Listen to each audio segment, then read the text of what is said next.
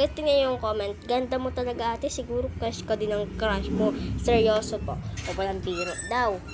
Walang daw. Oh. Dahil lang sinabihan mo ako ng galal.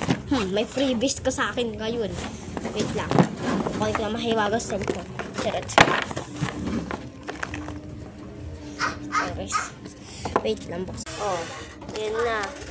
Oh, papadala ko sa iyo yung mga ginawa kong sticker, guys. Mga siguro ito. Yung Labubu cards. Yung mga yan, papadala ko yan lahat sa iyo. Lahat ng mga to papadala ko sa iyo. Totoo.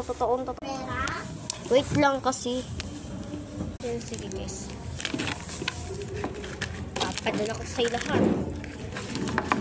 Last point ka sa langit, comment ka. Ang dami mong comment, be. Lahat yung mga seryoso kong video, Diyos ko, be. Ginagawa mong katotohanan. Ano ba rin naka-comment? Ayun o, ayun tayo.